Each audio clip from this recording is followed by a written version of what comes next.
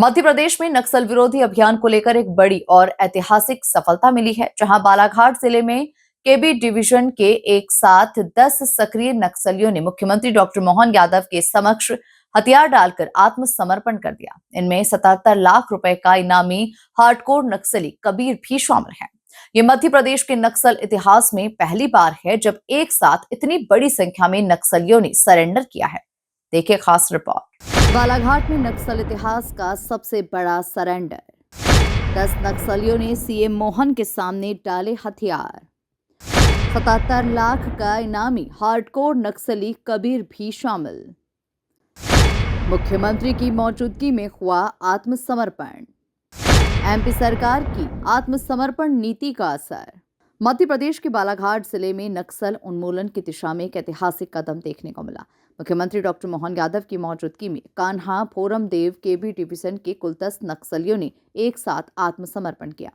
इनमें डिवीजन का लीडर कबीर उर्फ महेंद्र भी शामिल है, जिस पर एमएमसी जोन में 77 लाख रुपए का इनाम घोषित था। आत्मसमर्पण करने वाले नक्सलियों में 4 महिला और 6 पुरुष शामिल हैं। ये सभी लंबे समय से मध्य प्रदेश छत्तीसगढ़ सीमा से लगे इलाकों में सक्रिय थे और कई बड़ी वारदातों में शामिल माने जा रहे थे। नक्सलियों ने हथियार डालते हुए हिंसा का रास्ता छोड़कर मुख्य धारा में लौटने का संकल्प लिया।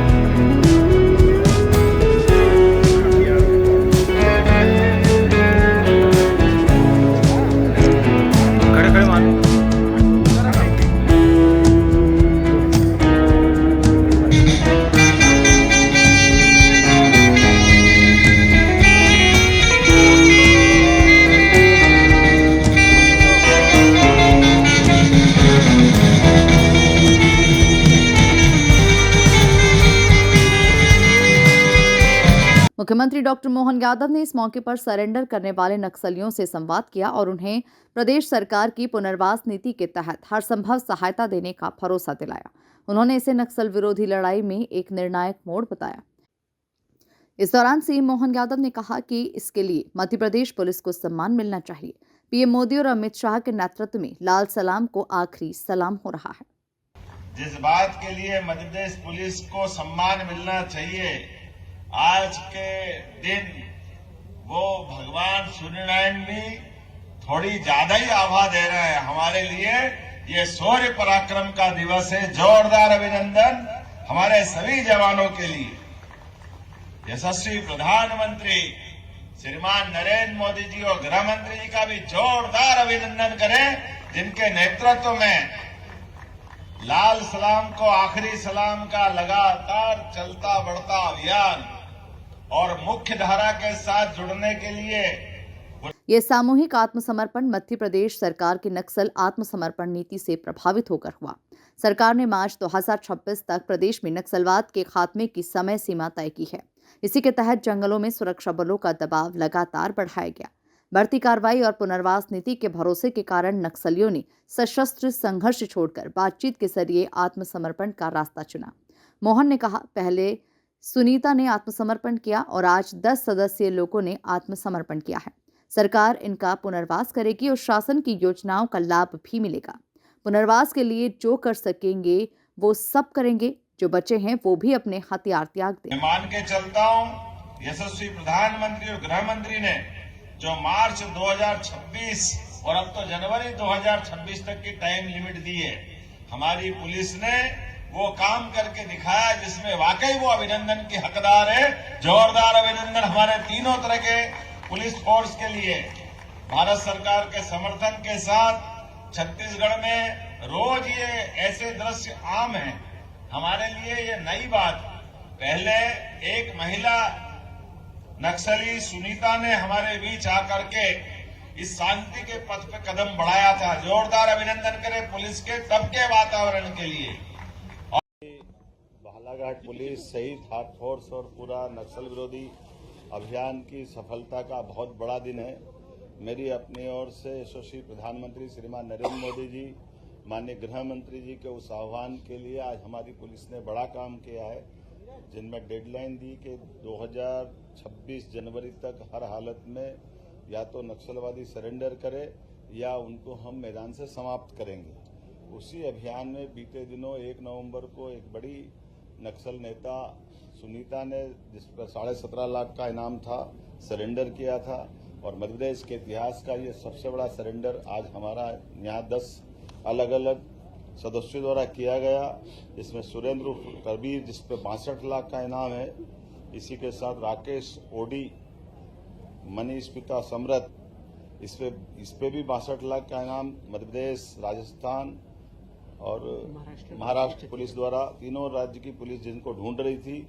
समारू, इस पे 14 लाख का इनाम। सलिता और सावित्री, इस पे 14 लाख का इनाम। विक्रम उर्फ हिडमा, इस पे 14 लाख का इनाम। लाल सिंह मरावी, इस पे 14 लाख का इनाम।